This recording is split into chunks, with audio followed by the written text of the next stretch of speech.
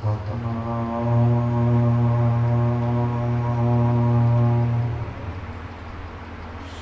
वाहिगुरु साहिब जी।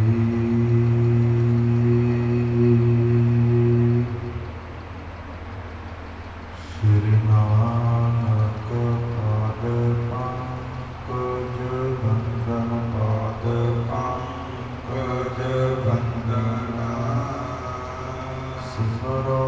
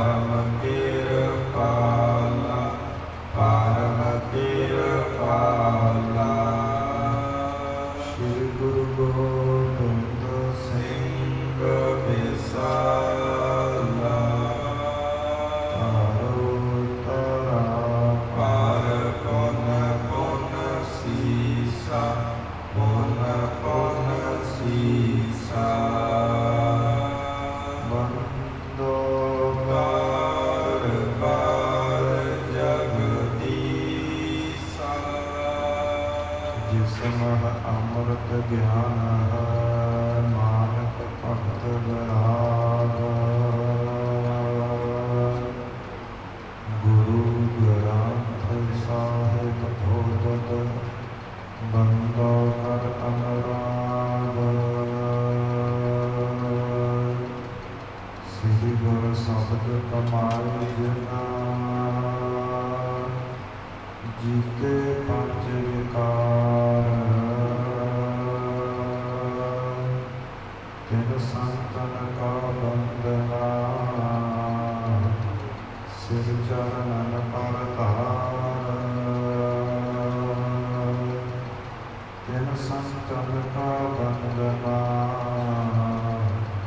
सिर चरणन पर तार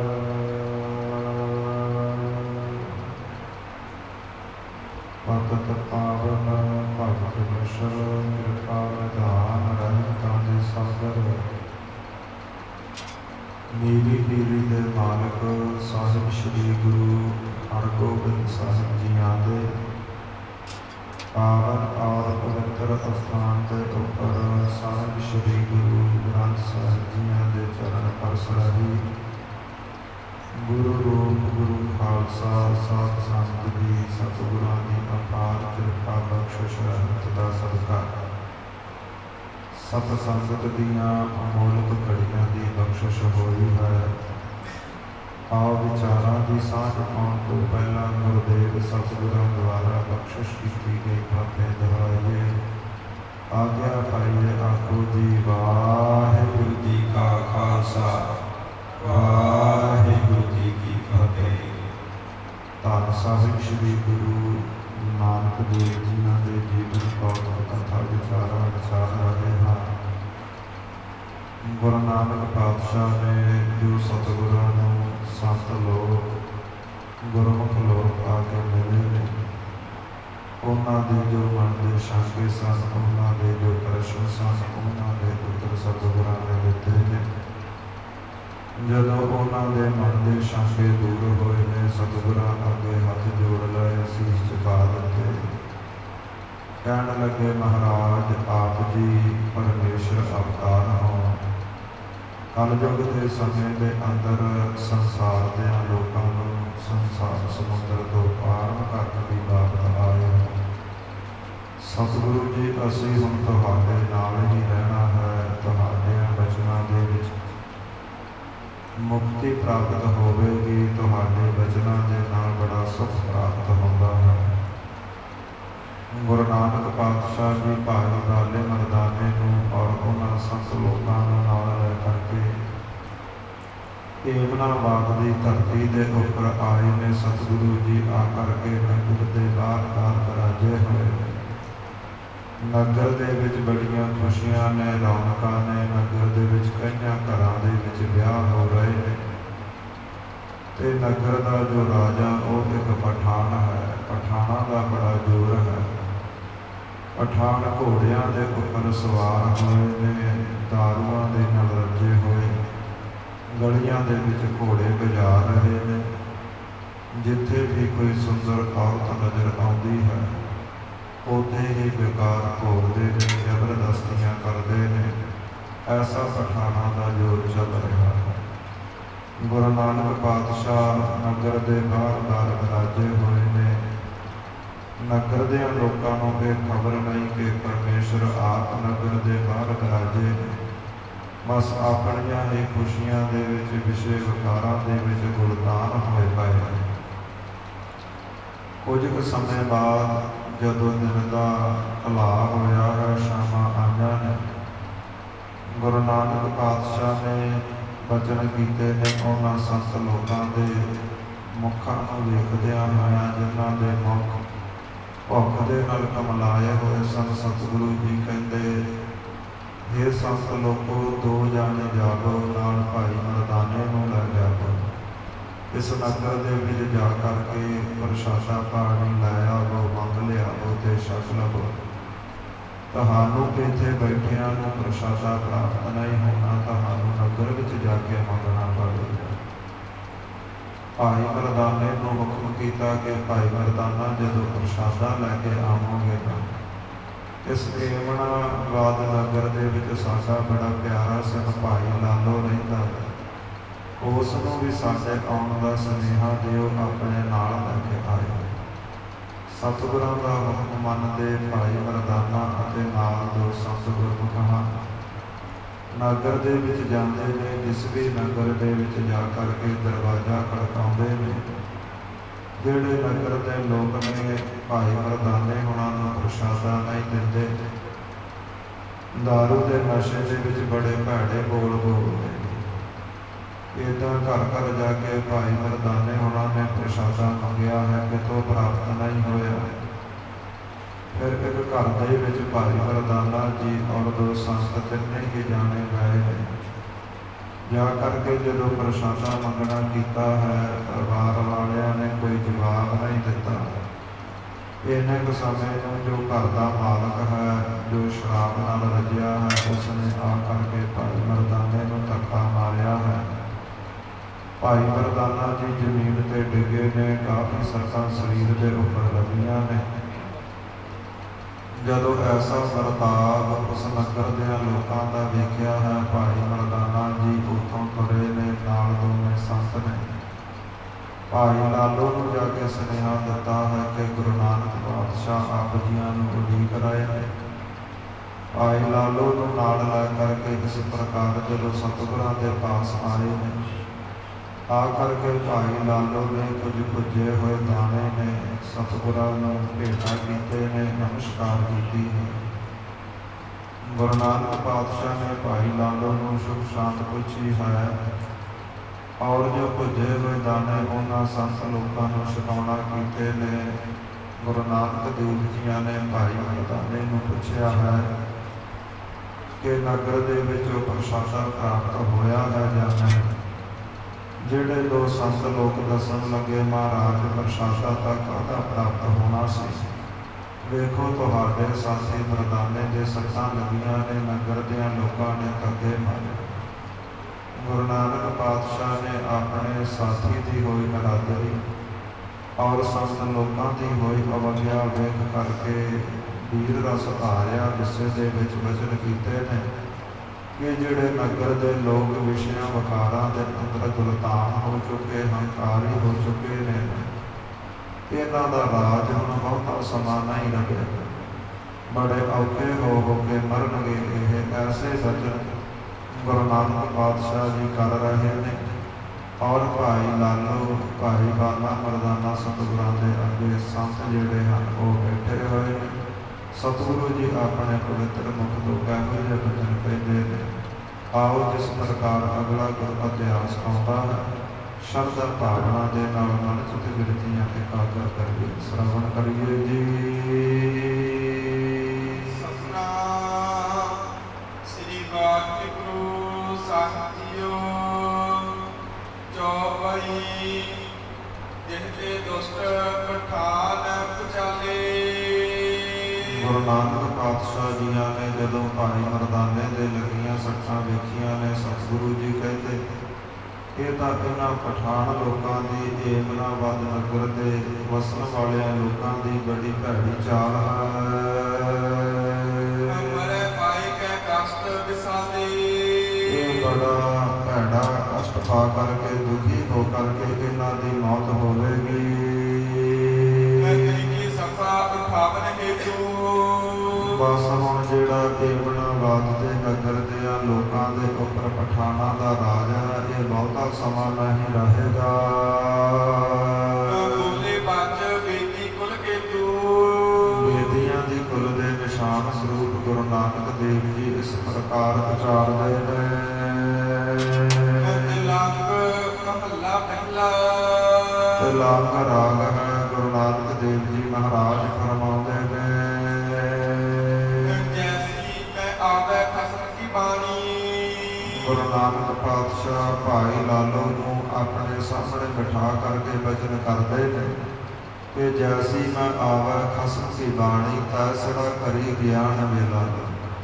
ਕਿ ਭਾਈ ਲਾਲੋ, ਜਿਵੇਂ ਹੁਣ ਅਕਾਲ ਪੁਰਖ ਵਾਹਿਗੁਰੂ ਦਾ ਸਾਨੂੰ ਹੁਕਮ ਆਉਂਦਾ ਹੈ, ਜਿਵੇਂ ਉਸ ਵਾਹਿਗੁਰੂ ਦਾ ਸਾਨੂੰ ਸੰਦੇਸ਼ਾ ਆਉਂਦਾ ਹੈ, ਖਬਰ ਆਉਂਦੀ ਹੈ, ਉਸੇ ਪ੍ਰਕਾਰ ਅਸੀਂ ਤੁਹਾਨੂੰ ਉਚਾਰ ਕੇ ਦੱਸਦੇ ਹਾਂ ਤੇ ਸਾਡੇ ਕਹੇ ਹੋਏ ਬਚਨਾਂ ਦੇ ਉੱਪਰ ਇਸ ਪ੍ਰਕਾਰ ਤੂੰ ਯਕੀਨ ਕਰ।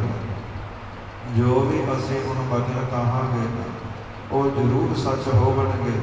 ਐਸਾ ਕਰੀ ਗਿਆਨ ਵੇ ਲਾਲੋ। ਹੈ ਭਾਈ ਲਾਲੋ, ਤੂੰ ਉਹ ਜਿਹਾ ਗਿਆਨ ਆਪਣੇ ਹਿਰਦੇ ਅੰਦਰ ਧਾਰਨ ਕਰੀ ਸਮਾਈ, ਜੈਸਾ ਵਾਹਿਗੁਰੂ ਦਾ ਹੁਕਮ ਆਉਂਦਾ ਹੈ। ਪਾਪ ਕੀ ਜੰਜ ਲੈ ਕਾਬਲ ਘਟਾਇਆ, ਚੋਰੀ ਮੰਗੇ ਦਾਨ ਵੇ ਲਾਲੋ। ਇਸ ਪ੍ਰਕਾਰ ਜਿਹੜੇ ਇਹ ਨਗਰ ਦੇ ਲੋਕ ਬੜੇ ਹੰਕਾਰੀ ਹੋ ਚੁੱਕੇ ਨੇ, ਹੁਣ ਇਹਨਾਂ ਦੇ ਉੱਪਰ ਇਸ ਪ੍ਰਕਾਰ ਜਿਵੇਂ ਜੰਜਾਂ ਆਉਂਦੀਆਂ ਨੇ, ਲਾੜੇ ਸਜ ਕੇ ਆਉਂਦੇ ਨੇ ਨਾ, ਇਸ ਪ੍ਰਕਾਰ ਹੀ ਹੁਣ ਪਾਪ ਦੀ ਜੰਜ ਲੈ ਕੇ ਕਾਬਲ ਤੋਂ ਬਾਬਰ ਆ ਗਏ ਨੇ। ਇਸ ਨਗਰ ਜੋ ਬੜਾ ਹੰਕਾਰੀ ਹੋ ਚੁੱਕਾ ਹੈ, ਏਮਨਾਬਾਦ, ਇਸ ਨਗਰ ਦਾ ਹੰਕਾਰ ਤੋੜਨ ਵਾਸਤੇ ਹੁਣ ਲਾੜੇ ਵਾਂਗ ਸਜ ਕਰਕੇ ਜਿਹੜਾ ਕਾਬਲ ਦਾ ਰਾਜਾ ਹੈ, ਉਹ ਇਸ ਪ੍ਰਕਾਰ ਏਮਨਾਬਾਦ ਵੱਲ ਜੰਜ ਲੈ ਕੇ ਆਵੇਗਾ। ਜੋਰੀ ਮੰਗਾ ਦਾਨ ਵੇ ਲਾਲੋ, ਧੱਕੇ ਦੇ ਨਾਲ ਇੱਥੋਂ ਦੀਆਂ ਔਰਤਾਂ ਨੂੰ ਮੰਗੇਗਾ, ਇੱਥੋਂ ਦਾ ਧਨ ਪਦਾਰਥ ਲੁੱਟੇਗਾ। ਸਰਮ ਧਰਮ ਦੇ ਛਪ ਖਲੋਏ, ਊੜ ਫਿਰੈ ਪ੍ਰਧਾਨ ਵੇ ਲਾਲੋ। ਸਤਿਗੁਰੂ ਜੀ ਕਹਿੰਦੇ ਜੋ ਕਲਯੁਗ ਦੇ ਸਮੇਂ ਅੰਦਰ ਸ਼ਰਮ ਔਰ ਧਨ ਹੈ, ਇਹ ਦੋਵੇਂ ਹੀ ਛਪ ਖਲੋਏ, ਲੁਕ ਚੁੱਕੇ ਨੇ। ਕੂੜ ਫਿਰੈ ਪ੍ਰਧਾਨ ਵੇ ਲਾਲੋ, ਇਹ ਤੇ ਝੂਠ ਦਾ ਪਸਾਰਾ ਹੈ, ਝੂਠ ਦਾ ਬੋਲਬਾਲਾ ਹੈ, ਝੂਠ ਹੀ ਪ੍ਰਧਾਨ ਹੈ। ਕਾਜੀਆ ਬਾਬਨਾ ਕੀ ਗਲ ਖੱਕੀ, ਅਗਦ ਬੜੈ ਸੈਤਾਨ ਵੇ ਲਾਲੋ। ਸਤਿਗੁਰੂ ਜੀ ਕਹਿੰਦੇ ਜਿਹੜੇ ਇੱਥੋਂ ਦੇ ਬਸਣ ਵਾਲੇ ਕਾਜੀ ਹਨ ਔਰ ਬ੍ਰਾਹਮਣ ਹਨ, ਜਿਵੇਂ ਕਾਜੀਆਂ ਦੇ ਨਿਕਾਹ ਹੁੰਦੇ ਨੇ, ਬ੍ਰਾਹਮਣਾਂ ਦੇ ਵਿਆਹ ਹੁੰਦੇ ਨੇ, ਸਤਿਗੁਰੂ ਜੀ ਕਹਿੰਦੇ ਹੁਣ ਅਗਦ ਬੜਾ ਸੈਤਾਨ ਵੇ ਲਾਲੋ। ਹੁਣ ਜਿਹੜੇ ਇਹਨਾਂ ਦੇ ਫੇਰੇ ਔਰ ਨਿਕਾਹ ਹਨ, ਉਹ ਤਾਂ ਅੱਗੇ ਸ਼ੈਤਾਨ ਹੀ ਪੜੇਗਾ। ਮੁਸਲਮਾਨੀਆਂ ਪੜ੍ਹੇ ਕਤੇਬਾ, ਕਾਸਤ ਮਹਿ ਕਰਹਿ ਖੁਦਾਏ ਵੇ ਲਾਲੋ। ਜਿਹੜੀਆਂ ਮੁਸਲਮਾਨੀਆਂ ਹੁਣ ਆਪਣੇ ਘਰਾਂ ਦੇ ਵਿੱਚ ਬੈਠ ਕੇ ਕਤੇਬਾ, ਕੁਰਾਨ ਆਦਿਕ ਪੜ੍ਹਦੀਆਂ ਨੇ, ਤੇ ਜਦੋਂ ਇਹਨਾਂ ਤੇ ਕਸ਼ਟ ਦਾ ਸਮਾਂ ਔਖਾ ਆਵੇਗਾ ਫਿਰ हे खुदा ਕਹਿ ਕਰਕੇ ਪੁਕਾਰਨ ਲੱਗੀ, ਪਰ ਇਹਨਾਂ ਦੀ ਇੱਕ ਵੀ ਨਹੀਂ ਸੁਣੇ ਜਾਂਦੇ। ਜਿਨ੍ਹਾਂ ਘਰਾਂ ਦੇ ਵਿੱਚ ਜਾ ਕਰਕੇ ਤੁਸੀਂ ਪ੍ਰਸ਼ਾਦਾ ਮੰਗਿਆ, ਜਿਨ੍ਹਾਂ ਨੇ ਤੁਹਾਡੀ ਨਹੀਂ ਸੁਣੀ ਨਾ, ਹੁਣ ਇਹਨਾਂ ਦੀ ਵੀ ਖੁਦਾ ਨਹੀਂ ਸੁਣੇਗਾ। ਪੰਜਾਬ ਸਨਾਤੀ ਹੋਰ ਦਬਾਨੀਆਂ ਇਹ ਵੀ ਲੇਖਾ ਲਾਏ ਵੇ ਲਾਲੋ। ਜਾਤ ਸਨਾਤੀ ਹੋਰ ਵੀ ਜਿੰਨੀਆਂ ਨੀਚ ਜਾਤੀਆਂ ਨੇ, ਔਰ ਜੋ ਹਿੰਦੂਆਂ ਦੀਆਂ ਉੱਚੀਆਂ ਜਾਤੀਆਂ ਨੇ, ਇਸ ਪ੍ਰਕਾਰ ਇਹ ਵੀ ਲੇਖਾ ਲਾਏ ਵੇ ਲਾਲਾ। ਇਹ ਵੀ ਇਸ ਪ੍ਰਕਾਰ ਬੇਪਤੀ ਦੇ ਲੇਖੇ ਲੱਗ ਜਾਣਗੇ। ਜਿਹੜਾ ਕਾਬਲ ਦਾ ਰਾਜਾ ਆ ਕੇ ਮਾਰੇਗਾ ਤਾਂ ਪਠਾਣਾ ਨੂੰ, ਇਸ ਪ੍ਰਕਾਰ ਹੁੰਦੇ ਜੰਗ ਦੇ ਸੰਨ ਵਿਚਾਲੇ ਇਹ ਜਿਹੜੀਆਂ ਨੀਚ ਜਾਤੀਆਂ ਨੇ, ਜਿਨ੍ਹਾਂ ਦਾ ਕੋਈ ਕਸੂਰ ਵੀ ਨਹੀਂ, ਉਹ ਵੀ ਮਾਰੇ ਜਾਣਗੇ। ਉਹਨਾਂ ਦੀਆਂ ਵੀ ਬੇਪਤੀਆਂ ਹੋਣਗੀਆਂ।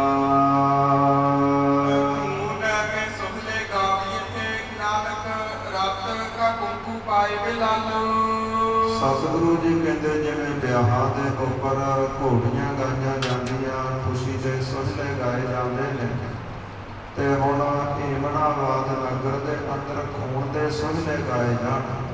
ਹੁਣ ਜੰਗੀ ਸਾਜ਼ ਵੱਜਣਗੇ, ਜੰਗ ਹੋਵੇਗਾ। ਇਸ ਪ੍ਰਕਾਰ ਰਤ ਕਾ ਕੁੰਗੂ ਪਾਏ ਵੇ ਲਾਲਾ। ਜਿਵੇਂ ਆਈਆਂ ਬਰਾਤਾਂ ਦੇ ਉੱਪਰ ਅਤਰ ਛਿੜਕੇ ਜਾਂਦੇ ਨੇ, ਕੇਸਰ ਚੰਦਨ ਛਿੜਕੇ ਜਾਂਦੇ ਨੇ, ਹੁਣ ਖੂਨ ਕਾ ਕੁੰਗੂ, ਹੁਣ ਖੂਨ ਦਾ ਛਿੜਕਾ ਹੋਵੇਗਾ। ਚਾਰੇ ਪਾਸੇ ਖੂਨ ਹੀ ਖੂਨ ਛਿੜਕਿਆ ਜਾਵੇਗਾ।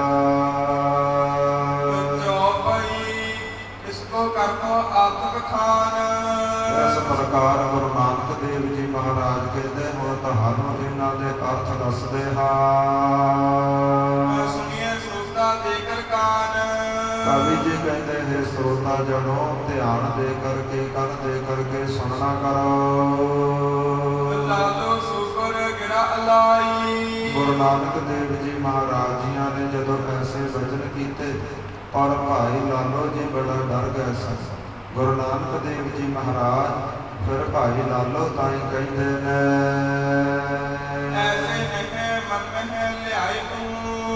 ਇਹ ਭਾਈ ਲਾਲੋ ਤੂੰ ਨਾ ਡਰ, ਤੂੰ ਆਪਣੇ ਮਨ ਦੇ ਵਿੱਚ ਨਾ ਲਿਆ ਐਸੇ ਡਰ ਨੂੰ, ਤੇਰੀ ਰੱਖਿਆ ਅਸੀਂ ਕਰਾਂਗੇ। ਇਸ ਪ੍ਰਕਾਰ ਤੂੰ ਤਾਂ ਸਾਡਾ ਪਿਆਰਾ ਸਖਾ ਹੈ, ਤੂੰ ਇਹਨਾਂ ਗੱਲਾਂ ਨੂੰ ਮਨ ਵਿੱਚ ਲਿਆ ਕੇ ਨਾ ਡਰਨਾ ਕਰ।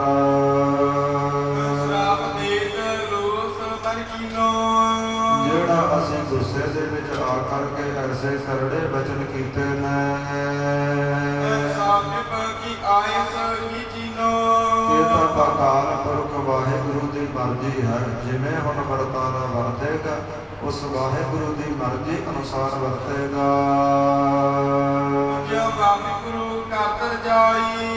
ਜਿਵੇਂ ਵੀ ਵਾਹਿਗੁਰੂ ਕਰਨਗੇ, ਭਲਾ ਹੀ ਕਰਨਗੇ, ਉਹਨਾਂ ਦੇ ਹੁਕਮ ਵਿੱਚ ਹੀ ਸਭ ਕੁਝ ਹੋਵੇਗਾ।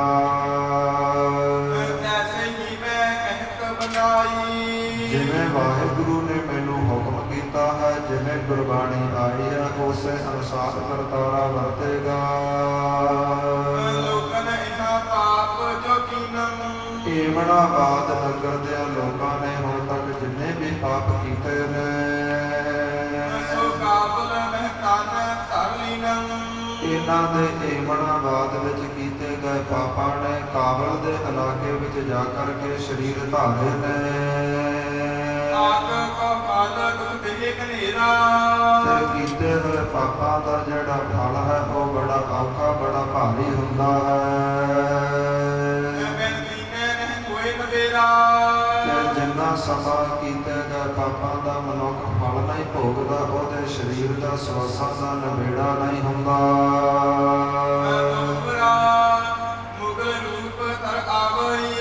ਇਸ ਪ੍ਰਕਾਰ ਜਿਹੜੇ ਏਮਨਾਬਾਦ ਦੇ ਪਠਾਣਾ ਨੇ ਪਾਪ ਕੀਤੇ ਨੇ, ਤੇ ਇਹਨਾਂ ਦੇ ਪਾਪਾਂ ਨੇ ਜਾ ਕਰਕੇ ਮੁਗਲਾਂ ਦਾ ਸਰੀਰ ਕਾਬਲ ਅੰਦਰ ਧਾਰਿਆ ਹੈ।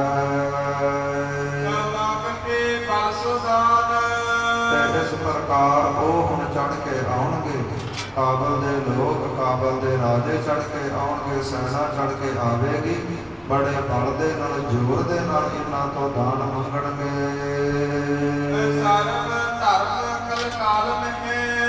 ਤੇ ਕਲਯੁਗ ਦੇ ਭਿਆਨਕ ਸਮੇਂ ਦੇ ਅੰਦਰ ਜੋ ਵੀ ਸ਼ਰਮ ਹੈ, ਲਜਾ ਹੈ, ਔਰ ਧਰਮ ਹੈ, ਭਈ ਸਰਬ ਕੀ ਹਾਲ। ਸਾਰੇ ਜਿਹੜੇ ਸ਼ੁਭ ਗੁਣ ਹਨ ਇਹ ਲੁਕ ਜਾਣਗੇ, ਚਾਰੇ ਪਾਸੇ ਮੌਤ ਹੀ ਮੌਤ ਟੂਕੇਗੀ।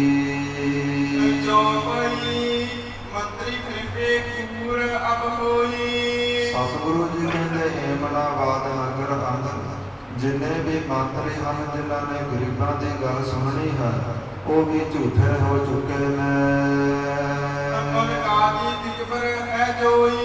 ਤੇ ਜਿਹੜੇ ਕਾਜੀ ਔਰ ਬ੍ਰਾਹਮਣ ਹਨ ਜਿਨ੍ਹਾਂ ਨੇ ਧਰਮ ਦੀ ਗੱਲ ਕਰਨੀ ਹੈ, ਨਿਆਂ ਕਰਨਾ ਹੈ, ਉਹ ਵੀ ਝੂਠੇ ਹੋਏ ਰਿਸ਼ਵਤਾਂ ਖਾਂਦੇ ਨੇ। ਕੋ ਕਹਿਓ ਨਾ ਮਾਨੈ ਕੋਈ। ਇਸ ਪ੍ਰਕਾਰ ਤਿਨ ਕੋ ਕਹਿਓ ਨਾ ਮਾਨਾ ਕੋਈ। ਜੇਕਰ ਕੋਈ ਗਰੀਬ ਆ ਕੇ ਪੁਕਾਰ ਕਰਦਾ ਹੈ ਇਹ ਉਹਦੀ ਗੱਲ ਨਹੀਂ ਮੰਨਦੇ, ਸੁਣਦੇ ਨਹੀਂ। ਸਤਾਨੀ ਸੋਈ। ਇਸ ਪ੍ਰਕਾਰ ਕਰਹਿ ਨਿਕਾਹ ਸਤਾਨੀ ਸੋਹੀ। ਇਸ ਪ੍ਰਕਾਰ ਜਦੋਂ ਵੀ ਕੋਈ ਖੂਬਸੂਰਤ ਇਸਤਰੀ ਵੇਖਦੇ ਨੇ ਨਾ ਇਹ ਪਠਾਨ ਉਹਦੇ ਨਾਲ ਧੱਕੇ ਦੇ ਨਾਲ ਨਿਕਾਹ ਕਰ ਲੈਂਦੇ, ਵਿਆਹ ਕਰ ਲੈਂਦੇ ਨੇ। ਸੁੰਦਰ ਦੇਖ ਲੁਭਾਈ। ਸੁੰਦਰ ਔਰਤਾਂ ਨੂੰ ਵੇਖ ਕਰਕੇ ਲੁਭਾਏ ਮਾਨ ਹੁੰਦੇ ਨੇ। ਇਸ ਪ੍ਰਕਾਰ ਧੱਕੇ ਦੇ ਨਾਲ ਉਹਨਾਂ ਨੂੰ ਲੈ ਕੇ ਆਉਂਦੇ ਔਰ ਭੋਗ ਵਿਲਾਸ ਕਰਦੇ ਨੇ। ਤੇ ਜਿੰਨੇ ਵੀ ਮੁਸਲਮਾਨ ਕਿਤਾਬਾਂ ਕੁਰਾਨਾਂ ਪੜ੍ਹਦੇ ਨੇ ਇਹ ਕਹਿਣ ਦੀਆਂ ਗੱਲਾਂ ਨੇ, ਇਹ ਕਹਿ ਦਿੰਦੇ ਨੇ ਕਿ ਸਾਰਿਆਂ ਦੇ ਅੰਦਰ ਖੁਦਾ ਵਸਦਾ ਹੈ। ਪਰ ਜੇ ਸਾਰਿਆਂ ਦੇ ਵਿੱਚ ਖੁਦਾ ਵਸਦਾ ਹੈ ਫਿਰ ਗਰੀਬ ਲੋਕਾਂ ਨੂੰ ਕਿਆ ਦੁੱਖ ਦਿੰਦੇ ਨੇ। ਇਹਨਾਂ ਦੇ ਕੀਤੇ ਪਾਪਾਂ ਦਾ ਜਿਹੜਾ ਫਲ ਹੈ ਬੜਾ ਦੁਖੀ ਹੋਵੇਗਾ, ਔਖਾ ਹੋਵੇਗਾ। ਜਦੋਂ ਇਹਨਾਂ ਦੇ ਉੱਪਰ ਆ ਕਰਕੇ ਕਾਬਲ ਦੇ ਰਾਜੇ ਦੀ ਮਾਰ ਪਵੇਗੀ ਫਿਰ ਖੁਦਾ ਨੂੰ ਚਿੰਤੇ ਕਰਕੇ ਰੋਣਗੇ।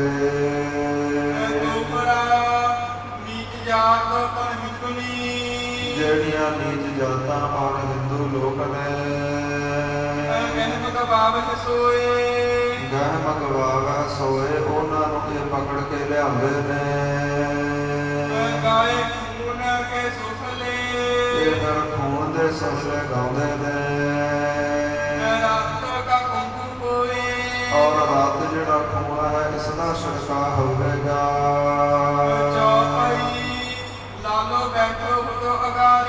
ਤੇ ਜੋ ਭਾਈ ਲਾਲੋ ਗੁਰੂ ਨਾਨਕ ਦੇਵ ਜੀਆਂ ਦੇ ਬਚਨ ਸੁਣ ਰਿਹਾ ਸੀ ਉਹ ਸਤਿਗੁਰਾਂ ਦੇ ਅੱਗੇ ਬੈਠਾ ਹੈ। ਸਤਿਗੁਰਾਂ ਦੇ ਬਚਨ ਸੁਣ ਕਰਕੇ ਬੋਲਿਆ ਹੈ। ਕਹਿਣ ਲੱਗਾ ਮਹਾਰਾਜ ਜਦੋਂ ਮੁਗਲ ਆ ਕੇ ਇੱਥੇ ਲੜਾਈ ਝਗੜਾ ਕਰਨਗੇ ਮਹਾਰਾਜ ਉਹ ਸਾਰਾ ਹਾਲ ਮੈਨੂੰ ਪਹਿਲਾਂ ਹੀ ਸੁਣਾਉਣਾ ਕਰੋ। ਕਦੋਂ ਤੱਕ ਇਹਨਾਂ ਦਾ ਰਾਜ ਰਹੇਗਾ ਤੇ ਕਦੋਂ ਇਹਨਾਂ ਦਾ ਰਾਜ ਇਸ ਧਰਤੀ ਤੋਂ ਖਤਮ ਹੋਵੇਗਾ। ਇਸ ਪ੍ਰਕਾਰ ਕਦੋਂ ਤੱਕ ਜਿਹੜੇ ਇਹ ਪਠਾਨ ਲੋਕ ਨੇ ਇਹਨਾਂ ਦਾ ਅੰਨਾ ਰਾਜ ਰਹੇਗਾ। ਮਹਾਰਾਜ ਮੈਨੂੰ ਪਤਾ ਹੈ ਇਹਨਾਂ ਨੇ ਤੁਹਾਡੇ ਸਾਥੀਆਂ ਦੀ ਅਵੱਗਿਆ ਨਿਰਾਦਰੀ ਕੀਤੀ ਹੈ, ਉਹਦਾ ਹੁਣ ਇਹ ਫਲ ਭੋਗਣਗੇ।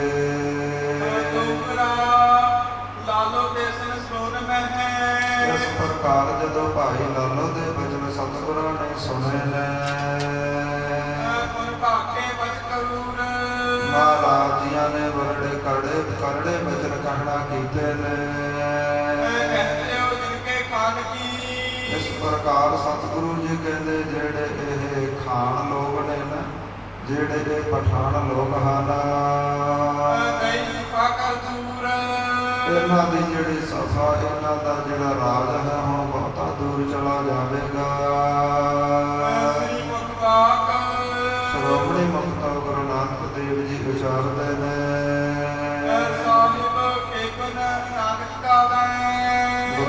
ਦੇਵ ਜੀ ਕਹਿੰਦੇ ਅਸੀਂ ਤਾਂ ਉਸ ਅਕਾਲ ਪੁਰਖ ਵਾਹਿਗੁਰੂ ਦੇ ਗੁਣ ਗਾਉਂਦੇ ਹਾਂ।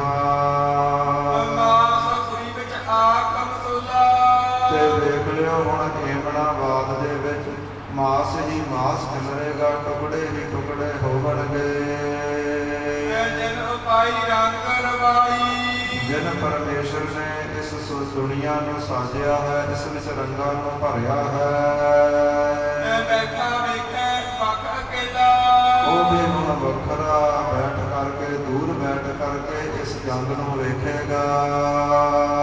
ਸੱਚਾ ਸੋ ਸਾਹਿਬ ਸੱਚ ਪਾਵਸ ਉਹ ਅਕਾਲ ਪੁਰਖ ਵਾਹਿਗੁਰੂ ਹਮੇਸ਼ਾ ਹੀ ਸੱਚਾ ਹੈ। ਸੱਚਾ ਨਿਆਂ ਕਰੇ ਗੁਣ ਸੋਲਾ ਉਹ ਹਮੇਸ਼ਾ ਸੱਚ ਦਾ ਨਿਆਂ ਹੀ ਕਰਦਾ ਹੈ। ਇਸ ਪ੍ਰਕਾਰ ਕਦੇ ਵੀ ਝੂਠ ਦਾ ਸਾਥ ਨਹੀਂ ਦਿੰਦਾ, ਉਹ ਸੱਚ ਦਾ ਸਾਥ ਦਿੰਦਾ ਹੈ ਔਰ ਸੱਚਾ ਨਿਆਂ ਕਰਦਾ ਹੈ।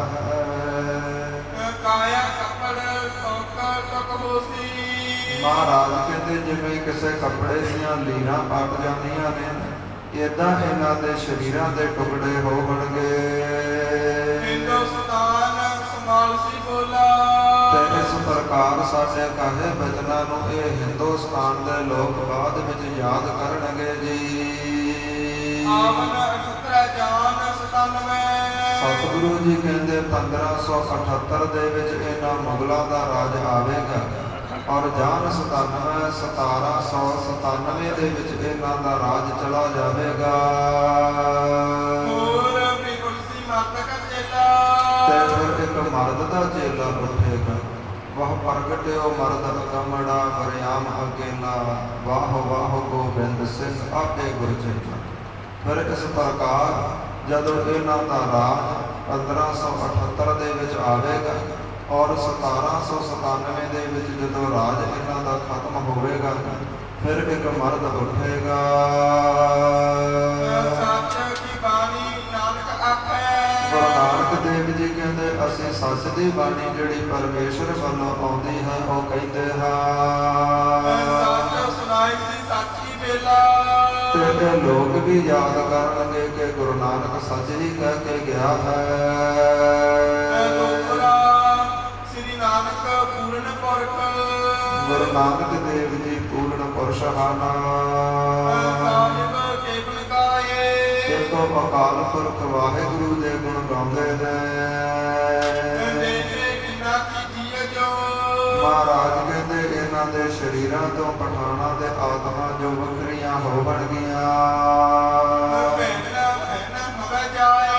ਇਹਨਾਂ ਦੇ ਸਰੀਰ ਮੁਗਲਾਂ ਨੇ ਵੱਖਰੇ ਕਰ ਦੇਣੇ ਨੇ ਮਾਰ ਮਾਰ ਕੇ ਔਰ ਇਹਨਾਂ ਦੀਆਂ ਆਤਮਾ ਵੱਖਰੀਆਂ ਹੋਵਣਗੀਆਂ।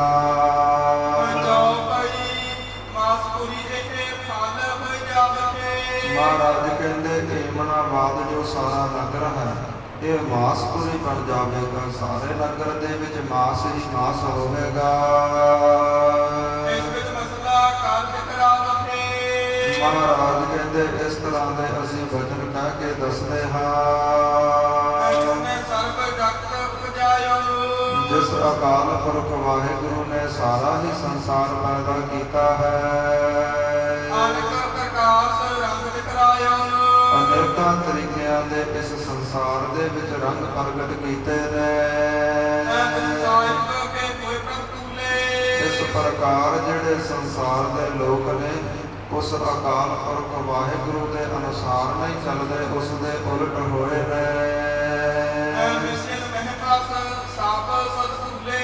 ਤੇ ਵਿਸ਼ੇ ਵਿਕਾਰਾਂ ਦੇ ਵਿੱਚ ਉਸ ਅਕਾਲ ਪੁਰਖ ਵਾਹਿਗੁਰੂ ਨੂੰ ਭੁੱਲ ਚੁੱਕੇ ਨੇ।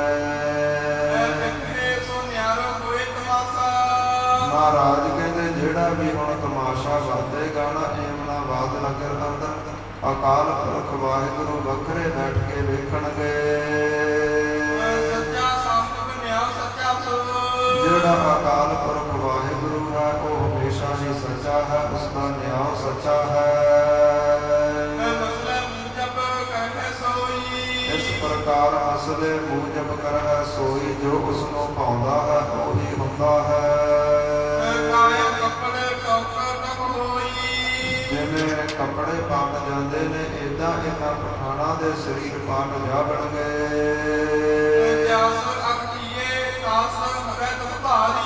ਜੈਸੇ ਇਹਨਾਂ ਨੇ ਪਾਪ ਕੀਤੇ ਉਹੋ ਜਿਹਾ ਫਲ ਭੋਗਣਗੇ ਜੀ। ਸੋਨਤ ਪਸਰਹਿ ਧਰਮ ਜਾਰੀ ਸਾਰੀ ਧਰਤੀ ਦੇ ਉੱਪਰ ਖੂਨ ਹੀ ਖੂਨ ਪਸਰ ਜਾਵੇਗਾ। ਪੂਰਾ ਹਿੰਦੁਸਤਾਨ ਕੋ ਬੋਲ ਜੋ। ਇਸ ਪ੍ਰਕਾਰ ਮਹਾਰਾਜ ਕਹਿੰਦੇ ਜਿਹੜੇ ਅਸੀਂ ਹਿੰਦੁਸਤਾਨ ਦੇ ਪ੍ਰਥਾਏ ਬੋਲ ਕੀਤੇ ਨੇ, ਆਨ ਸਮਾਨ ਹੀ ਸੋਏ। ਇਸ ਪ੍ਰਕਾਰ ਆਣ ਸਮਾਨ ਹੈ ਸੋਏ। ਜੋ ਵੀ ਸਾਡੇ ਬਚਨਾਂ ਨੂੰ ਕਮਾਵੇਗਾ। 1500 ਇਸ ਪ੍ਰਕਾਰ 78 ਦੇ ਵਿੱਚ ਇਹਨਾਂ ਮੁਗਲਾਂ ਦਾ ਰਾਜ ਸਥਾਪਿਤ ਹੋਵੇਗਾ ਜੀ। ਇਹਨਾਂ ਮੁਗਲਾਂ ਦਾ ਆਉਣਾ ਹੋਵੇਗਾ।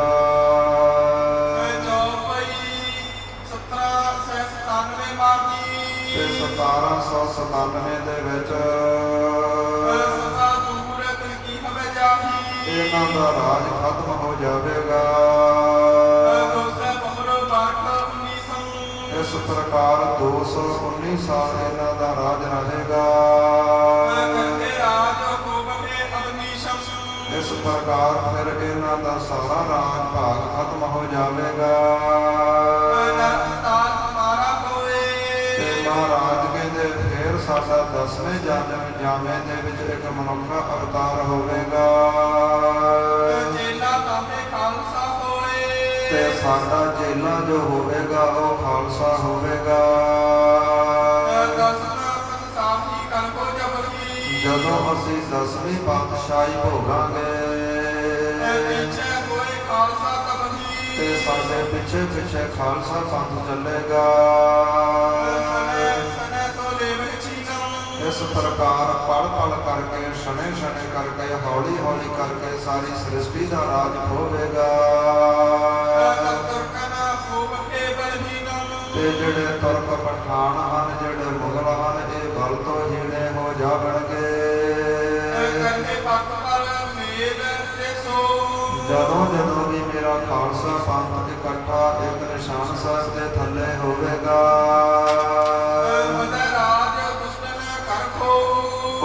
ਉਦੋਂ ਹੀ ਇਹਨਾਂ ਦੁਸ਼ਟ ਲੋਕਾਂ ਦੇ ਘਰਾਂ ਤੋਂ ਰਾਜ ਖੋਹ ਕੇ ਰਾਜ ਭਾਗ ਕਰੇਗਾ ਜੀ।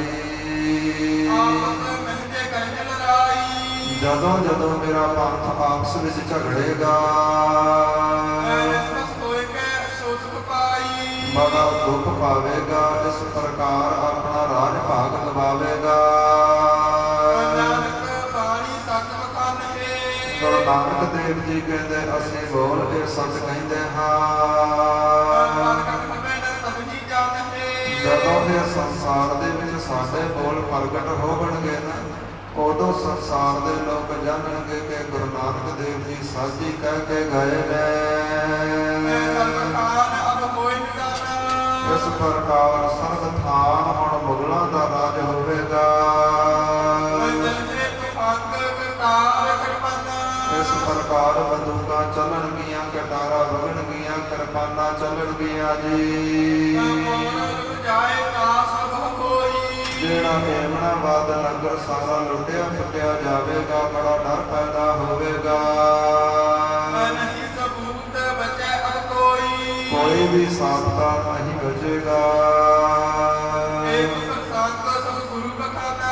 ਜਦੋਂ ਇਸ ਪ੍ਰਕਾਰ ਗੁਰੂ ਨਾਨਕ ਦੇਵ ਜੀਆਂ ਨੇ ਬਚਨ ਕੀਤੇ ਨੇ, ਤੇ ਭਾਈ ਲਾਲੋ ਦੇ ਨਾਲ ਸਤਿਗੁਰਾਂ ਦੇ ਦਰਸ਼ਨਾਂ ਦੇ ਵਾਸਤੇ ਇੱਕ ਪੰਡਤ ਆਇਆ ਹੈ। ਜਦੋਂ ਉਸਨੇ ਇਹ ਬਚਨ ਸੁਣੇ ਨੇ, ਜਿਸ ਦੇ ਘਰ ਵਿੱਚ ਉਸਦੇ ਪੁੱਤਰ ਦਾ ਨਵਾਂ ਵਿਆਹ ਹੋਇਆ ਹੈ, ਸਤਿਗੁਰਾਂ ਦੇ ਬਚਨ ਸੁਣ ਕਰਕੇ ਉਸਨੇ ਐਸੇ ਸਤਿਗੁਰਾਂ ਨੂੰ ਸੰਪੂਰਨ ਸੰਤ ਜਾਣਿਆ ਹੈ।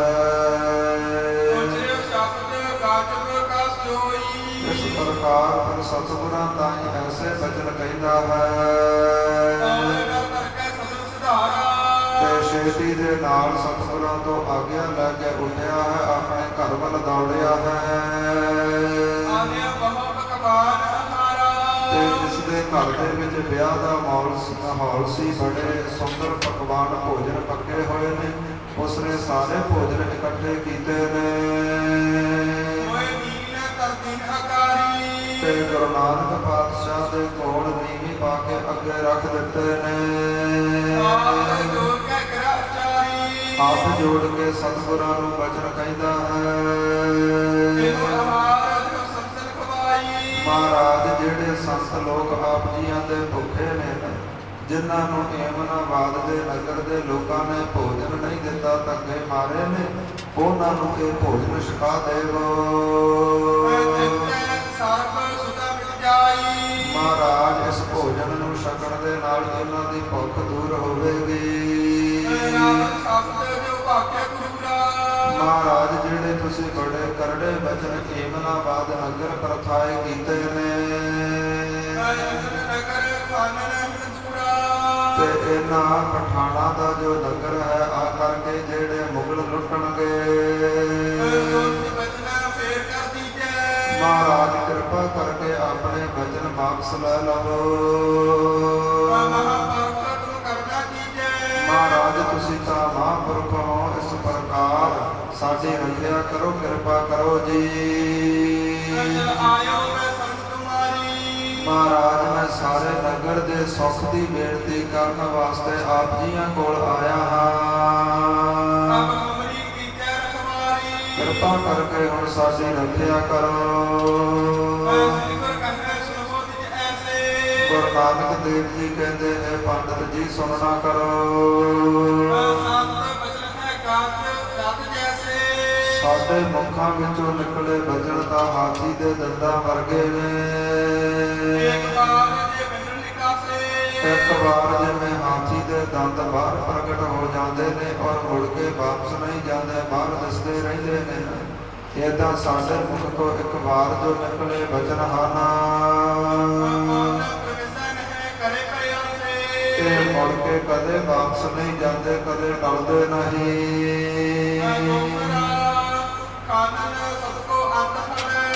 ਤੇ ਏਮਨਾਬਾਦ ਨਗਰ ਦੇ ਜੋ ਪਠਾਨ ਹਨ, ਇਹਨਾਂ ਦਾ ਅੰਤ ਹੋਵੇਗਾ। ਇਸ ਧਰਤੀ ਤੇ ਵਸਣ ਵਾਲਾ ਕੋਈ ਵੀ ਬਚੇਗਾ ਨਹੀਂ। ਜਾਂ ਤੈਨੂੰ ਬਖਸ਼ ਦਿੱਤਾ ਕਿਉਂਕਿ ਤੂੰ ਸਾਡੇ ਕੋਲ ਨਿਮਰਤਾ ਵਿੱਚ ਚੱਲ ਕੇ ਆਇਆ ਹੈ। ਇਸ ਪ੍ਰਕਾਰ ਤੇਰਾ ਸਾਨੂੰ ਮਿਲ ਕਰਕੇ ਇਸ ਪ੍ਰਕਾਰ ਜਿਹੜਾ ਮਨ ਹੈ ਬੜਾ ਅਧੀਨ ਹੋਇਆ ਹੈ, ਬੜਾ ਨਿਮਰਤਾ ਵਿੱਚ ਆਇਆ ਹੈ।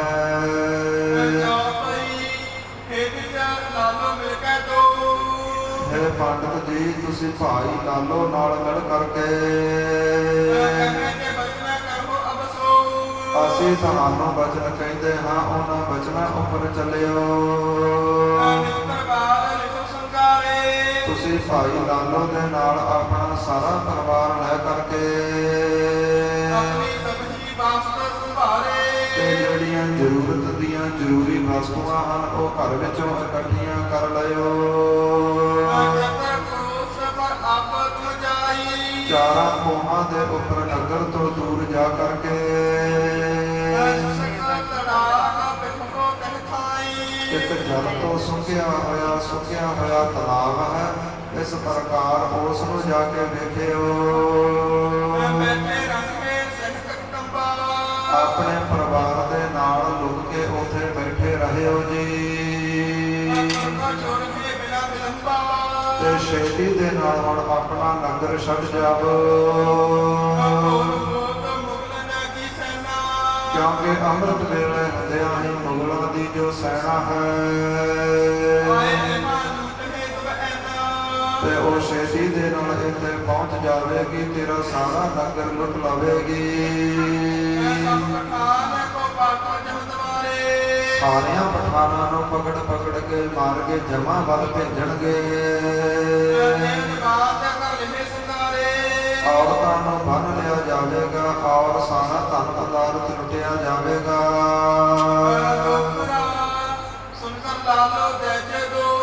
ਇਸ ਪ੍ਰਕਾਰ ਸਤਿਗੁਰਾਂ ਦੇ ਬਚਨ ਸੁਣ ਕਰਕੇ ਭਾਈ ਲਾਲੋ ਔਰ ਪੰਡਤ ਜੀ ਸਤਿਗੁਰਾਂ ਦੇ ਬਚਨ ਕੀਤੇ ਸੱਚ ਜਾਣੇ ਨੇ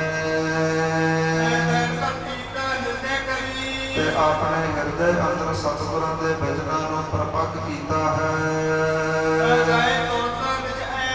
ਭਾਈ ਲਾਲੋ ਔਰ ਪੰਡਤ ਜੀ ਛੇਤੀ ਨਾਲ ਆਪਣੇ ਘਰ ਵੱਲ ਦੌੜੇ ਨੇ। ਆਪਣੀ ਸਾਥ ਸੰਭਾਰੀ ਆਪਣਾ ਸਾਰਾ ਪਰਿਵਾਰ ਔਰ ਸਾਰੀ ਜਿਹੜੀ ਜ਼ਰੂਰੀ ਸਮੱਗਰੀ ਸੰਭਾਲੀ ਹੈ। ਆਪਣੇ ਨਾਲ ਆਪਣੇ ਭਰਾਵਾਂ ਪੁੱਤਰਾਂ ਨੂੰ ਔਰਤਾਂ ਨੂੰ ਲੈ ਕਰਕੇ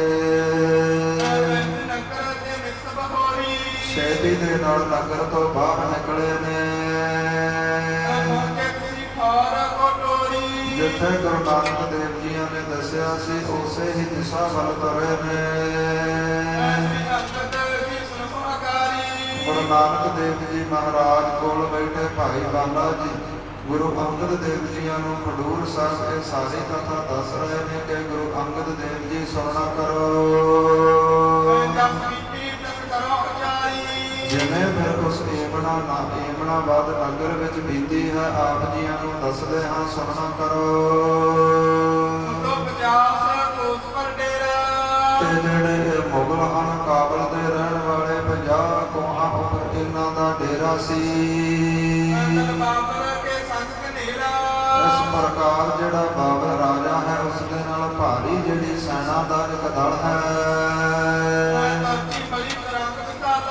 ਜਿਨ੍ਹਾਂ ਦੇ ਕੋਲ ਫੌਜ ਬੜੀ ਬੜੀ ਹੈ ਔਰ ਘੋੜੇ ਬੜੇ ਬੜੀ ਹਨ। ਇਸ ਪ੍ਰਕਾਰ ਭਾਵੇਂ ਏਮਨਾਬਾਦ ਨਗਰ ਤੋਂ ਬੜੀ ਦੂਰੀ ਤੇ ਬੈਠੇ ਨੇ। ਅਕਾਲ ਪੁਰਖ ਵਾਹਿਗੁਰੂ ਦਾ ਹੁਕਮ ਹੋਇਆ ਹੈ। ਬਾਬਰ ਦਾ ਜੋ ਬੈਠੇ ਬੈਠੇ ਦੇ ਮਨ ਅੰਦਰ ਖਿਆਲ ਆਇਆ ਮਨ ਫੇਰਿਆ ਹੈ। ਤੇ ਏਮਨਾਬਾਦ ਨਗਰ ਹੈ ਜੋ ਇਸ ਦੀ ਬਾਬਤ ਬਾਬਰ ਦੇ ਮਨ ਵਿੱਚ ਖਿਆਲ ਆਇਆ ਹੈ ਕਿ ਇਸ ਏਮਨਾਬਾਦ ਨਗਰ ਨੂੰ ਲੁੱਟਿਆ ਜਾਵੇ, ਘੇਰਾ ਪਾ ਲਈਏ। ਇਸ ਪ੍ਰਕਾਰ ਬਾਬਰ ਆਪਣੀਆਂ ਫੌਜਾਂ ਤਾਈਂ ਕਹਿੰਦਾ ਹੈ ਕਿ ਅਚਾਨਕ ਹੀ ਜਾ ਕਰਕੇ ਘੇਰਾ ਪਾ ਲਈਏ ਤੇ ਛੇਤੀ ਦੇ ਨਾਲ ਇਹਨਾਂ ਨੂੰ ਮੌਤ ਦੇ ਘਾਟ ਉਤਾਰ ਦਈਏ ਜੀ। ਜਿਹੜੇ ਏਮਨਾਬਾਦ ਨਗਰ ਦੇ ਲੋਕ ਪਠਾਨ ਹਨ ਮੇਰੀ ਨੀਂਦ ਨਹੀਂ ਮੰਨਦੇ। ਇਸ ਲਈ ਇਹਨਾਂ ਪਠਾਨਾਂ ਨੂੰ ਮਾਰ ਮਕਾਈਏ ਔਰ ਏਮਨਾਬਾਦ ਨਗਰ ਉੱਪਰ ਕਾਬਜ ਹੋਈਏ ਜੀ। ਬੈਠੇ ਬਾਬਰ ਨੇ ਸਾਰੀ ਸੈਨਾ ਨੂੰ ਹੁਕਮ ਕੀਤਾ ਹੈ। ਇਹਦਾ ਹੁਕਮ ਮੰਨਿਆ ਹੈ ਆਪਣੇ ਰਾਜੇ ਦਾ। ਬੜੀ ਛੇਤੀ ਦੇ ਨਾਲ ਘੋੜਿਆਂ ਤੇ ਕਾਠੀਆਂ ਪਾਈਆਂ ਨੇ। ਬਾਬਰ ਦੇ ਸਾਰੇ ਜੰਗੀ ਯੋਧੇ ਸ਼ਾਸਤਰਾਂ ਦੇ ਨਾਲ ਸਨੱਧ ਤਿਆਰ ਹੋਏ ਨੇ। ਜਿਨ੍ਹਾਂ ਨੇ ਛੇਤੀ ਦੇ ਨਾਲ ਬੰਦੂਕਾਂ ਵਿੱਚ ਇਸ ਪ੍ਰਕਾਰ ਬਰੂਦ ਭਰਿਆ ਹੈ ਮੋਢਿਆਂ ਤੇ ਰੱਖੀਆਂ ਨੇ। ਘੋੜਿਆਂ ਦੇ ਉੱਪਰ ਅਸਵਾਰ ਹੋਏ ਨੇ ਜੀ। ਇਸ ਪ੍ਰਕਾਰ ਛੇਤੀ ਦੇ ਨਾਲ ਘੋੜੇ ਦੌੜਾਏ ਨੇ। ਛੇਤੀ ਦੇ ਨਾਲ ਇਸ ਪ੍ਰਕਾਰ ਏਮਨਾਬਾਦ ਵੱਲ ਚੱਲੇ ਨੇ। ਏਮਨਾਬਾਦ ਨਗਰ ਨੂੰ ਆਉਂਦਿਆਂ ਰਸਤੇ ਦੇ ਵਿੱਚ ਕੁਝ ਨਦੀਆਂ ਸਨ ਜਿਨ੍ਹਾਂ ਦਾ ਏਮਨਾਬਾਦ ਵਾਲੇ ਲੋਕਾਂ ਨੂੰ ਬੜਾ ਹੌਸਲਾ ਸੀ ਕਿ ਫੌਜ ਇਹਨਾਂ ਨੂੰ ਪਾਰ ਨਹੀਂ ਕਰ ਸਕਦੀ। ਰਸਤੇ ਦੇ ਵਿੱਚ ਜੋ ਨਦੀਆਂ ਨੇ ਪਰਮੇਸ਼ਰ ਦੀ ਐਸੀ ਕਰਾਮਾਤ ਵਰਦੀ ਹੈ ਉਹਨਾਂ ਦਾ ਜਲ ਘਟਿਆ ਹੈ ਉਹ ਸੁੱਕਣਾ ਸ਼ੁਰੂ ਹੋਈਆਂ ਨੇ। ਬੜੀ ਤੇਜ਼ ਘੋੜੇ ਬਾਬਰ ਦੀਆਂ ਫੌਜਾਂ ਨੇ ਦੜਾਏ ਨੇ। ਇਸ ਪ੍ਰਕਾਰ ਬੜੀ ਛੇਤੀ ਦੇ ਨਾਲ ਪਹੁੰਚੇ ਨੇ ਏਮਨਾਬਾਦ ਨਗਰ ਵੱਲ। ਸੁੱਕੀਆਂ ਨਦੀਆਂ ਵੇਖ ਕੇ ਹੈਰਾਨ ਹੋਏ ਨੇ। ਏਮਨਾਬਾਦ ਭਾਵੇਂ ਬਾਬਰ ਤੋਂ ਬਹੁਤੀ ਦੂਰੀ ਤੇ ਸੀ। ਘੋੜਿਆਂ ਦੀ ਤੇਜ਼ ਚਾਲ ਨੇ ਉਹਨਾਂ ਨੂੰ ਇਸ ਪ੍ਰਕਾਰ ਏਮਨਾਬਾਦ ਨਗਰ ਨੇੜੇ ਲਿਆਂਦਾ ਹੈ।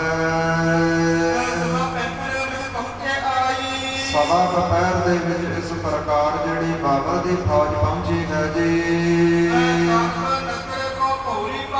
ਸਾਰੇ ਨਗਰ ਨੂੰ ਆ ਕੇ ਘੇਰਾ ਪਾਇਆ ਹੈ। ਜੜੇ ਮੰਡਿਓ ਲਨ ਭਾਰੀ ਤੇ ਜਦੋਂ ਇਸ ਪ੍ਰਕਾਰ ਅੰਮ੍ਰਿਤ ਵੇਲੇ ਤੋਂ ਬਾਅਦ ਸੂਰਜ ਚੜ੍ਹਿਆ ਹੈ ਨਾ, ਤੇ ਇਹਨਾਂ ਨੇ ਜੰਗ ਦਾ ਮੈਦਾਨ ਇਸ ਪ੍ਰਕਾਰ ਬੰਨਿਆ ਹੈ।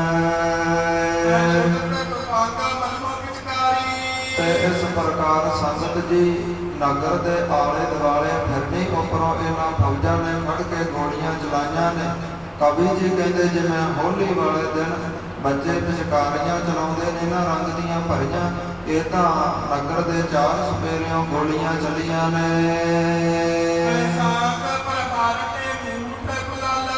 ਏਦਾਂ ਖੂਨ ਹੀ ਖੂਨ ਖਿਲ ਰਿਹਾ ਹੈ ਜਿਵੇਂ ਬੱਚੇ ਰੰਗ ਨੂੰ ਖਿਲਾਰਦੇ ਨੇ। ਤੇ ਜਿਹੜੀਆਂ ਫੌਜਾਂ ਦੀਆਂ ਢਾਲਾਂ ਨੇ ਉਹ ਜਾਣੋ ਢੋਲ ਵੱਜ ਰਹੇ ਹੋਵਣ। ਇਸ ਪ੍ਰਕਾਰ ਮਾਰੋ ਦੀਆਂ ਆਵਾਜ਼ਾਂ ਆਉਂਦੀਆਂ ਨੇ। ਇਸ ਪ੍ਰਕਾਰ ਵੱਜੀਆਂ ਗੋਲੀਆਂ ਦੇ ਨਾਲ ਧਰਤੀ ਦੇ ਉੱਪਰ ਖੂਨ ਏਦਾਂ ਖਿਲ ਰਿਹਾ ਹੈ ਜਿਵੇਂ ਕਿਸੇ ਨੇ ਲਾਲ ਗੁਲਾਲ ਵਿਖਾਰਿਆ ਹੋਵੇ। ਤੇ ਧਰਤੀ ਜਿਹੜੀ ਹੈ ਲਾਲ ਖੂਨ ਨਾਲ ਰੰਗੀ ਗਈ ਹੈ। ਇਹ ਤਾਂ ਜਾਣ ਲਵੋ ਜਿਵੇਂ ਕਿਸੇ ਨੇ ਹੋਲੀ ਵਾਲੇ ਦਿਨ ਰੰਗ ਖਿਲਾਰਿਆ ਹੋਵੇ ਜੀ। ਹੱਥਾਂ ਦੇ ਵਿੱਚ ਕਿਰਪਾਨਾਂ ਏਦਾਂ ਚਮਕਦੀਆਂ ਨੇ। ਇਸ ਪ੍ਰਕਾਰ ਜਿਵੇਂ ਦੂਰੋਂ ਸਮੁੰਦਰ ਦਾ ਜਲ ਚਮਕਦਾ ਹੈ ਨਾ, ਪਾਣੀ ਚਮਕਦਾ ਹੈ, ਏਦਾਂ ਹੱਥਾਂ ਵਿੱਚ ਫੜੀਆਂ ਕਿਰਪਾਨਾਂ ਚਮਕਦੀਆਂ ਨੇ। ਤੇ ਜਿਵੇਂ ਕਿਸੇ ਵਿਆਹ ਵਾਲੇ ਦਿਨ ਗੀਤ ਗਾਏ ਜਾਂਦੇ ਨੇ, ਏਦਾਂ ਇਹ ਫੌਜਾਂ ਮਾਰ ਲੋ ਦੇ ਗੀਤ ਗਾਉਂਦੀਆਂ ਨੇ। ਇਸ ਪ੍ਰਕਾਰ ਜਿਵੇਂ ਚਾਅ ਦੇ ਨਾਲ ਹੋਲੀ ਖੇਡੀ ਜਾਂਦੀ ਹੈ, ਇੱਥੇ ਖੂਨ ਦੀ ਹੋਲੀ ਖੇਡਦੇ ਨੇ। ਇਸ ਪ੍ਰਕਾਰ ਜਿਹੜੇ ਜੰਗੀ ਯੋਧੇ ਨੇ ਡਰ ਤੋਂ ਰਹਿਤ ਹੋ ਕੇ ਏਮਨਾਬਾਦ ਨਗਰ ਉੱਪਰ ਟੁੱਟ ਪਏ ਨੇ।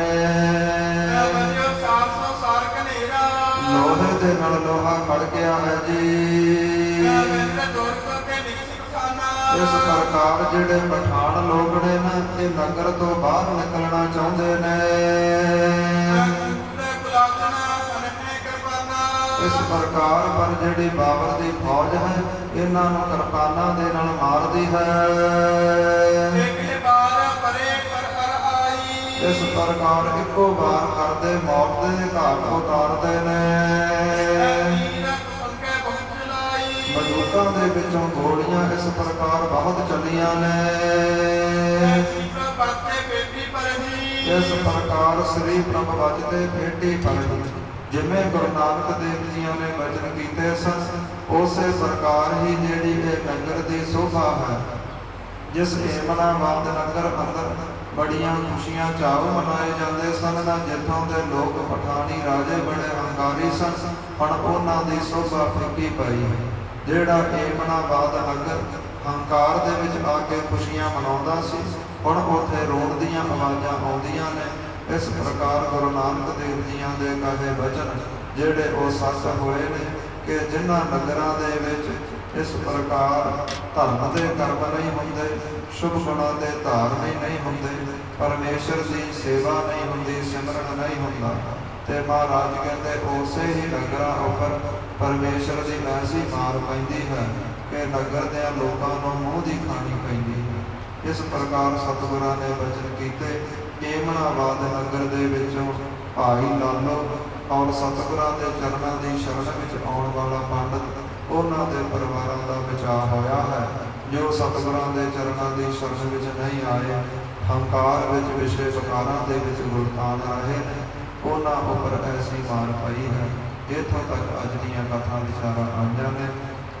ਕੱਲ੍ਹ ਦੇ ਇਤਿਹਾਸ ਵਿੱਚ ਸਰਵਣ ਕਰਾਂਗੇ ਕਿਵੇਂ ਭਾਈ ਲਾਲੋ ਔਰ ਉਹ ਪੰਡਤ ਜੀ ਨਗਰ ਤੋਂ ਬਾਹਰ ਵਿਰਾਜਦੇ ਨੇ, ਕਿਵੇਂ ਇਸ ਨਗਰ ਦੇ ਵਿੱਚ ਜਿਹੜੇ ਬਾਬਰ ਦੇ ਲੋਕ ਕਾਬਜ ਹੁੰਦੇ ਨੇ, ਇਸ ਨਗਰ ਨੂੰ ਮਾਰ ਮਕਾਉਂਦੇ ਨੇ। ਕੱਲ੍ਹ ਦੇ ਇਤਿਹਾਸ ਵਿੱਚ ਸਰਵਣ ਕਰਾਂਗੇ ਜੀ। ਹੋਈਆਂ ਭੁੱਲਾਂ ਚੁੱਕਾਂ ਦੀ ਖਿਮਾ ਬਖਸ਼ਣ, ਗੁਰੂ ਦਾ ਇਤਿਹਾਸ, ਗੁਰੂ ਦਾ ਸ਼ਬਦ ਜਾਣ ਕੇ ਹਿਰਦਿਆਂ ਵਿੱਚ ਵਸਾਉਣਾ, ਤਾਂ ਜੋ ਸਾਡਾ ਲੋਕ ਅਤੇ ਪਰਲੋਕ ਸਮਝ ਸਕੇ। ਆਓ ਆਨੰਦ ਸਾਹਿਬ ਦੀ ਗੁਰਬਾਣੀ ਨਾਲ ਜੁੜੀਏ, ਸਮਾਪਤੀ ਕਰੀਏ। ਸਤਨਾਮ ਸ਼੍ਰੀ ਵਾਹਿਗੁਰੂ ਸਾਹਿਬ ਜੀ। ਰਾਮਕਲੀ ਮਹੱਲਾ ਤੀਜਾ। ਆਨੰਦ ਓੰਕਾਰ ਸਤਿਗੁਰ ਪ੍ਰਸਾਦ। ਆਨੰਦ ਭਇਆ ਨਿਰਮਾਏ ਸਤਿਗੁਰੂ ਮੈਂ ਪਾਇਆ, ਸਤਿਗੁਰ ਦਾ ਪਾਇਆ ਸਹਿਜ ਕਿਸੇ ਸੀ ਮਨ ਵਜਿਆ। ਰਾਗ ਰਤਨ ਪਰਵਾਰ ਪਰਜਾ ਸਬਦ ਗਾਵਣ ਆਇਆ, ਸਬਦ ਹੋਤਾ ਗਾਵੋ ਹਰੀ ਕੇਰਾ ਮਨ ਜਿਨੀ ਵਸਾਇਆ। ਆਹ ਨਾਨਕ ਆਨੰਦ ਹੋਆ ਸਤਿਗੁਰੂ ਮੈਂ ਪਾਇਆ, ਇਹ ਮਨ ਮੇਰਿਆ ਤੂੰ ਸਦਾ ਰਹੋ ਹਰ ਨਾਲ ਰਹੋ ਤੂੰ ਮਨ ਮੇਰੇ, ਦੁਖ ਸਭ ਵਿਸਾਰਨਾ। ਅੰਗੀਕਾਰ ਹੋ ਕਰੇ ਤੇਰਾ ਕਾਰਜ ਸਭ ਸਵਾਰਨਾ, ਸਭਨਾ ਗੱਲਾਂ ਸਮਰੱਥ ਸੁਆਮੀ ਸੋ ਕਿਆ ਮਨ ਹਮ ਸਾਰੇ। ਆਹ ਨਾਨਕ ਮਨ ਮੇਰੇ ਸਦਾ ਰਹੋ ਹਰ ਨਾਲੇ, ਸਤਿ ਸਾਹਿਬਾ ਕਿਆ ਨਾਹੀ ਕਰ ਤੇਰਾ, ਕਰਤਾ ਤੇਰਾ ਸਭ ਕੁਛ ਹੈ ਜਿਸ ਦੇ ਨੇ ਸੋ ਪਾਵੇ। ਸਦਾ ਸਿਫਤ ਸਲਾਹ ਤੇਰੀ ਨਾਮ ਮਨ ਵਸਾਵੇ, ਨਾਮ ਜਿਨ ਕੈ ਮਨ ਵਸਿਆ ਵਾਜੇ ਸਭ ਸੁਖ ਨੇਰੇ। ਆਹ ਨਾਨਕ ਸੱਚੇ ਸਾਹਿਬ ਗਿਆਨ ਆਹੀ ਕਰਤੇ ਰਹਿ, ਸਾਚਾ ਨਾਮ ਮੇਰਾ ਆਧਾਰੋ, ਸਾਚਾ ਨਾਮ ਆਧਾਰ ਮੇਰਾ। ਜਨ ਭੁੱਖਾ ਸਭ ਗਵਾਈਆਂ, ਕਰ ਸਾਥ ਸੁਖ ਮਨ ਆਇ ਵਸਿਆ। ਜਿਨ ਇੱਛਾ ਸਭ ਬੁਝਾਈਆਂ, ਸਦਾ ਕੁਰਬਾਨ ਕੀਤਾ ਗੁਰ ਬਿਟਹੁ ਜਿਸ ਦੀਆਂ ਇਹ ਵਡਿਆਈਆਂ। ਆਹ ਨਾਨਕ ਸੁਨੋ ਸੰਤ ਹੋ ਸਖਤ ਰਹੋ ਪਿਆਰੋ, ਸਾਚਾ ਨਾਮ ਮੇਰਾ ਆਧਾਰੋ। ਵਾਜੇ ਪੰਜ ਸ਼ਬਦ ਤਤ ਘਰ ਸੁਭਾਗੈ, ਘਰ ਸੁਭਾਗੈ ਸ਼ਬਦ ਵਾਜੇ ਕਹਾ ਜਿਤ ਕਾ ਧਾਰਿਆ। ਪੰਜ ਦੂਤ ਤੁਧ ਵਾਸ ਕੀਤੇ ਕਾਲ ਕੰਕ ਕਮਾਰਿਆ, ਤੁਰ ਕਰਮ ਪਾਇਆ ਤੁਧ ਜਿਨ ਕਾ ਸੇ ਨਾਮ ਹਰ ਕੈ ਲਾਗੇ। ਆਹ ਨਾਨਕ ਤੈ ਸੁਖ ਹੋਆ ਤਿਤ ਕਰ ਅਨਹਦ ਵਾਜੇ, ਆਨੰਦ ਸਮਹਾ ਵਡ ਭਾਗੀ ਹੋ ਸਗਲ ਮਨੋਰਥ ਪੂਰੇ। ਪਾਰ ਬ੍ਰਹਮ ਕਾ ਪਾਇਆ ਉਤਰੇ ਸਗਲ ਵਿਸੂਰੇ, ਲੋਕ ਰੋਗ ਸੰਤਾਪ ਉਤਰੇ ਸੁਣੀ ਸੱਚੀ ਬਾਣੀ। ਸੰਤ ਸਾਜਨ ਭਏ ਸਾਸੇ ਪੂਰੇ ਗੁਰ ਤੇ ਜਾਣੀ, ਸੁਣ ਤੇ ਪੰਡਿਤ ਕਹਤੇ ਪਵਿੱਤ ਸਤਿਗੁਰ ਰਹਿਆ ਭਰ ਪੂਰੇ। ਨਿਰਮਲ ਨਾਨਕ ਗੁਰ ਚਰਨ ਲਾਗੇ ਬਾਜੇ ਅਨਹਦ। ਸਲੋਕ ਪਵਨ ਗੁਰੂ ਪਾਣੀ ਪਿਤਾ, ਮਾਤਾ ਧਰਤ ਮਾਤਾ ਦਿਵਸ ਰਾਤ ਬਲਿਦਾਈ ਗਾਇਆ ਖੇਲਾ ਸਗਲ ਜਗਤ। ਚੰਗਿਆਈਆ ਬਰਿਆਈਆ ਵਾਚਾ ਧਰਮ ਦੂਰ, ਕਰਮੀ ਆਪੋ ਆਪਣੀ ਨੇੜੇ ਕੇ ਦੂਰ। ਜਿਨੀ ਨਾਮ ਤੇ ਆਇਆ ਗਏ ਮਸਕਤ ਕਾਲ, ਨਾਨਕ ਤੇ ਮੁਖ ਉਜਲੇ ਕੀਤੀ ਸੁਖੀ ਨਾਲ। ਜਿਨੀ ਨਾਮ ਤੇ ਆਇਆ ਗਏ ਮਸਕਤ ਕਾਲ, ਨਾਨਕ ਤੇ ਮੁਖ ਉਜਲੇ ਕੀਤੀ ਸੁਖੀ ਨਾਲ। ਵਾਹਿਗੁਰੂ ਜੀ ਕਾ ਖਾਲਸਾ, ਵਾਹਿਗੁਰੂ